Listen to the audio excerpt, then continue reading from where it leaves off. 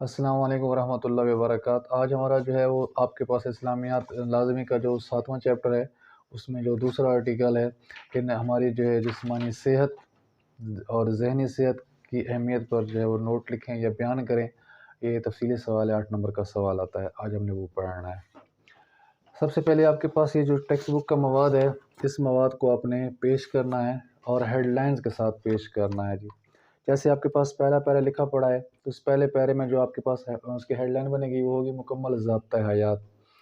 ہمارا جو مذہب ہے نا، یہ کمپلیٹ کوڈ آف لائف ہے، انسان کی زندگی کے ہر پہلو کو ڈسکس کرتا ہے۔ انسان کی جہاں پر یہ روحانی بات کرتا ہے، تربیت کرتا ہے، نماز روزہ حج سکھاتا ہے، اور انسان کی روح کی بات کرتا ہے، وہاں پر انسان کے جو مادی اور جو جسمانی ضروریات ہیں اس کو بھی زیر بحث لاتا ہے۔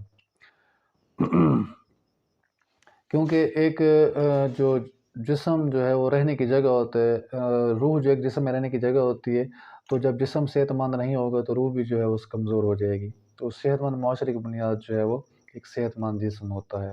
تو جسمانی طور پر ایک صحت مند مومن جو ہے وہ یہ اسلام کا تقاضا ہے جی، کہ پورا معاشرہ صحت مند رہے۔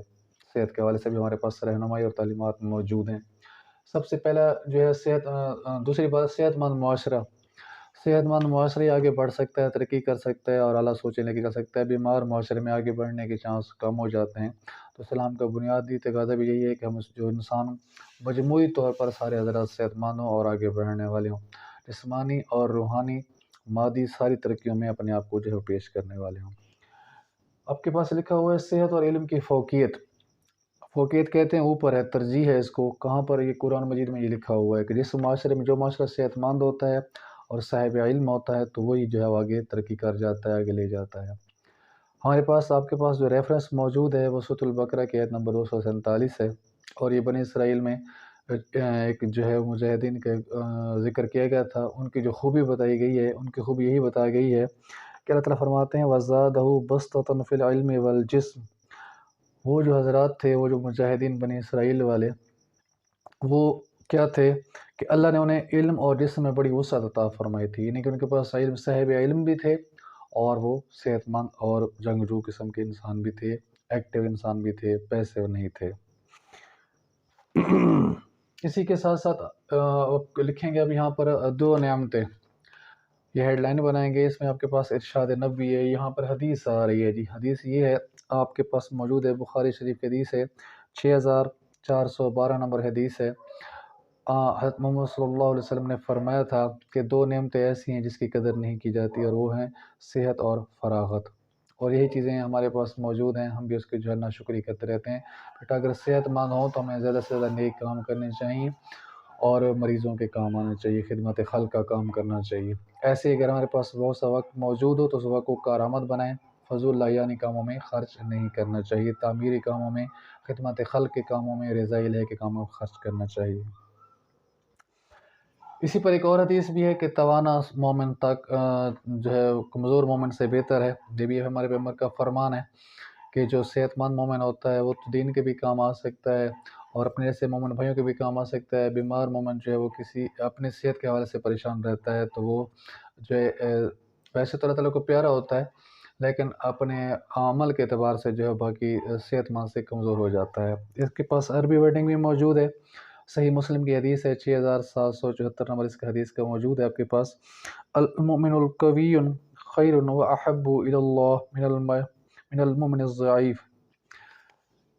تو اس کا ترجمہ یہ ہے کہ طاقتور مومن اللہ کے نزدیک کمزور مومن کی نسبت زیادہ جو ہے وہ محبوب ہے۔ تو ہمیں اپنی صحت کا خیال رکھنا چاہیے تاکہ ہم بھی اللہ کو بھی پیارے لگیں، اس کے بندوں کو بھی پیارے لگیں۔ جب آپ نے یہ سارا کام یہاں تک کر لیا، یہاں پر دو حدیثیں بھی آ گئیں، ایک آیت بھی آ گئی، تو آگے پھر آپ کے پیرے سٹارٹ ہو رہے ہیں۔ تو پہلا پیرا ہے باہمی تعلق کیا ہے، جسمانی صحت کا، ورزش کا اور ذہنی صحت کا، اس میں جو کیا اس میں عمل ہے۔ تو اسلام مسلمان کو صحت مند دیکھنا چاہتا ہے، اور ورزش کرنے سے انسان جو ہے وہ چاق و چوبند رہتا ہے اور صحت مند رہتا ہے۔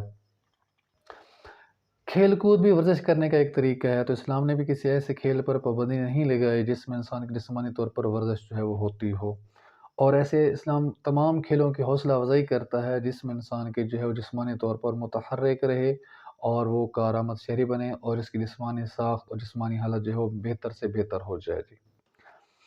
خود ہمارے پیغمبر نے جو ہے خود ترغیب دی اصحاب کو، اور اس وقت کے جو ہے مسلمانوں کو ترغیب دی کہ وہ گھوڑ سواری سیکھیں، اس میں زور لگتا ہے، محنت کا کام ہے اور فن کا کام ہے، کمال کا کام ہے۔ اسی طرح جو ہے اپنے نیزہ بازی کی نشانہ لگانا، اس کو جو ہے تیراکی کو اپنے پسند کیا، آپ دوڑ کروایا کرتے تھے اور جو ہے وہ کشتی بھی کروایا کرتے تھے۔ تو یہ سارے کام جو ہے وہ زور والے ہیں، کثرت والے ہیں، ایکسرسائز والے ہیں، اس سے انسان کے جسم میں قوت جو ہے وہ بہتر ہوتی ہے، زیادہ ہوتی ہے جی۔ اور جس طرح جتنا انسان کا صحت مند جو ہے جسم ہوتا ہے، اتنا اس کا جو ہے وہ دماغ بھی صحت مند ہوتا ہے اور اس میں معاملات کو سلجھانے کی صلاحیت بڑھ جاتی ہے۔ آگے آپ کے پاس آ رہا ہے جی کھیل۔ پہلے بات ہو چکی ہے اسلام میں کھیل، ہر وہ کھیل کھیل سکتے ہیں جس سے انسان جو ہے جسمانی طور پر مضبوط ہو، ذہنی طور پر مضبوط ہو، چاہے وہ انڈور گیمز ہیں، آؤٹ ڈور گیمز ہیں، میدان میں کھیلے جاتے ہیں جہاں پر بھی کوئی مثبت تبدیلی رونما ہو جسمانی طور پر، تو وہ کھیل اسلام میں پسندیدہ ہیں جی۔ ہاں، وہ کھیل اسلام میں پسند نہیں ہے جس میں کھیل اللہ میں انسان جو ہے مبتلا ہو جائے، کھیل کود میں ہی جو ہے وہ اپنا قیمتی وقت جو ہے وہ ضائع کر دے اور باقی سارے امور جو ہے وہ نظر انداز کر دے۔ اس طرح یہ کھیل جو ہے وہ پھر امتحان بن جاتے ہیں، ایسے جو ہے کھیلوں سے دور رہنا چاہیے۔ ورزش کی تلقین کی گئی ہے جی، خود ہمارے پیغمبر نے تلقین کی ہے اصحاب کو کہ وہ دوڑ لگایا کریں اور جو ہے اسی طرح تیراکی کیا کریں، نیزہ بازی کیا کریں، گھوڑ سواری کیا کریں، کشتی کیا کریں، یہ سارے کاموں میں آپ نے ترغیب دی ہے اور بعض موقع پر آپ نے اس کو پسند بھی فرمایا ہے جی۔ ایسے ورزشوں اور کھیلوں کی آپ نے حوصلہ افزائی بھی فرمائی ہے جی۔ اور جب حبشی مجاہدین آتے تھے، اپنے جو ہے جنگ کرتب دکھاتے تھے جنگ جو ہونے کے حساب سے، تو آپ ان کو جو ہے پسند فرماتے تھے اور لوگ بھی جمع ہو کر ان کو دیکھتے، آپ خود تشریف لے جاتے اور ان کو جو ہے داد دیتے۔ تو یہ اس میں سے بات بیان کی گئی ہے جی۔ اگلی ہیڈ لائن آپ کے پاس یہ ہے کہ نیزہ بازی، گھوڑ سواری، یہ ہمارے پیغمبر کی تلقین تھی، سارے کے جو ہے یہ فن والے کام ہیں اور یہ فائدے صحت، جسمانی صحت جو ہے اور ذہنی صحت، یہ اس کے بہت سے فائدے ہیں۔ پہلا فائدہ تو یہ ہے کہ انسان اگر اس کا خیال رکھے تو بہت سی بیماریوں سے جو ہے وہ دور رہتا ہے جی، بیماریوں کو خطرہ کم پڑ جاتا ہے۔ پھر ہر انسان میں جو ہے اس کی امیونٹی جو ہوتا ہے، امیونٹی سسٹم جو ہوتا ہے اس کا، وہ بھی جو ہے مضبوط ہو جاتا ہے، یعنی کہ قوت مدافعت، اس کو جو ہے زیادہ بیماریاں تنگ نہیں کرتی ہیں، وبائیں تنگ نہیں کرتی ہیں، وہ زیادہ عرصہ تک صحت مند جو ہے وہ رہتا ہے جی۔ ورزش کرنے سے ایک فائدہ یہ بھی ہوتا ہے، ایکسرسائز کرنے سے، کھیل کھیلنے سے انسان کے ذہنی طور پر جو ہے خوشگوار احساس اور اثرات لے کے چل رہا ہوتا ہے، وہ ہائپر کم ہوتا ہے، غصے میں کم ہوتا ہے اور سٹریس کم لیتا ہے، کم پریشان ہوتا ہے اور اچھے اثرات اس میں مرتب ہو رہے ہوتے ہیں۔ جسم کا فائدہ یہ بھی ہوتا ہے کہ اس سے انسان کے جسم کے پٹھے مضبوط ہوتے ہیں، انسان طاقتور بن جاتا ہے۔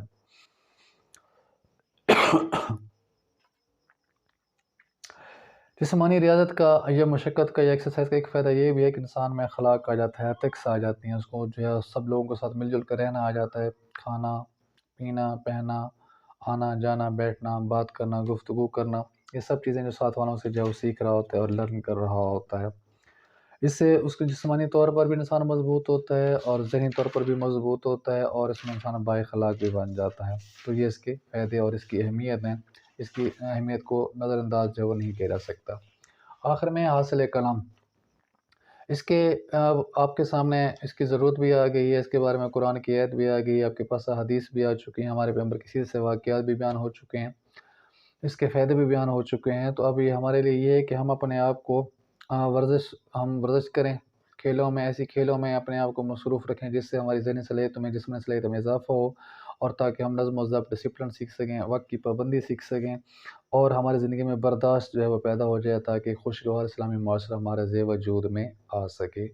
یہ آپ کے پاس جو ہے اس چیپٹر کے تفصیلی سوال ہے۔ اس میں سے آنے والے جو ایم سی کیوز ہیں وہ آپ لوگوں سے ڈسکس کر لیتے ہیں۔ وہ ایم سی کیوز آپ کے پاس، پہلا ایم سی کیوز یہ ہے، اسلام نے انسان جسم کی صحت مند رکھنے کے لیے ترغیب دی ہے جی، جسمانی ریاضت کرنے کی ترغیب دی ہے، پرسویڈ کیا ہے کہ آپ جو ہے ایکسرسائز کیا کریں۔ دوسرا ایم سی کیوز یہ ہے، وہ کون سا مومن بہتر قرار دیا گیا، تو حدیث کے مطابق وہ مومن بہتر ہے جو ہے وہ طاقتور ہے جی۔ تیسرا ایم سی کیوز یہ ہے، جسمانی ریاضت سے مضبوط ہوتے ہیں انسان کے پٹھے جو ہے وہ مضبوط ہوتے ہیں، اور حدیث مبارکہ میں دو چیزوں کو بڑی نعمت قرار دیا گیا، صحت اور فراغت کو۔ اور حبشی صحابہ کرام کون سے کھیلوں میں زیادہ دلچسپی لیتے تھے؟ وہ جو ہے وہ نیزہ بازی اور گھوڑ سواری میں جو ہے ان کی زیادہ دلچسپی تھی، اور سارے صحابہ ان کو جو ہے وہ شوق سے دیکھنے جاتے، خود ہمارا پیغمبر ان کو دیکھنے کے لیے جو ہے وہ جاتا تھا جی۔ یہ اس میں سے جو ہے وہ MCQs ہیں جی۔ جسمانی ریاضت سے کیا مراد ہے؟ یہ شارٹ کویسچن ایکسرسائز کا۔ تو جسمانی ریاضت سے مراد ہے وہ مشقیں جو انسان کی جسمانی اور ذہنی صحت کو بہتر بناتی ہیں، وہ ساری چیزیں جو ہے جسمانی ریاضت کہلاتی ہیں۔ ہمارے نبی نے کون کون سے کھیلوں کی ترغیب دی ہے؟ تو آپ نے گھڑ سواری، نیزہ بازی، تیراکی اور کشتی اور دوڑ کی جو ہے وہ ترغیب دی ہے۔ جسمانی صحت کے ہمارے ورزش کے ہم پر کیا اثرات مرتب ہوتے ہیں؟ تو اس کا یہ ہوتا ہے کہ صحت مند معاشرے کی یہ بنیاد ہے، جسم میں توازن پیدا ہو جاتا ہے، انسانی پٹھوں کی نشو و نما ہوتی ہے، خون کی پیداوار جو ہے وہ بڑھ جاتی ہے، جسم میں آکسیجن جو ہے وہ زیادہ آ جاتی ہے، اور اس طرح جو ہے انسان ایک ذہنی اور جسمانی طور پر مضبوط ہو کر معاشرے کا ایک کارآمد فرد جو ہے وہ بن جاتا ہے۔ ان دو چیزوں کو نبی پاک نے جو ہے وہ بڑی نعمت قرار دی ہے، صحت اور فراغت ایسی جو ہے قیمتی نعمتیں آپ نے قرار دی ہیں۔ ہمیں اپنی جسمانی اور ذہنی صحت کو بہتر بنانے کے لیے کیا کرنا چاہیے؟ ہمیں ایکسرسائز کرنی چاہیے، ایسی کھیلیں کھیلنی چاہیے جس سے ہم جسمانی اور ذہنی طور پر اپنے آپ کو بہتر محسوس کریں، اور وہ ساری کے ساری جو ہے مثبت کردار ادا کریں، اور ہمیں وہ وقت کی پابندی پیدا کر دیں، ڈسپلن پیدا کر دیں، برداشت پیدا کر دیں جی۔ تو یہ ہمارا جو ہے وہ آج کا ٹاپک تھا۔ السلام علیکم ورحمۃ اللہ وبرکاتہ۔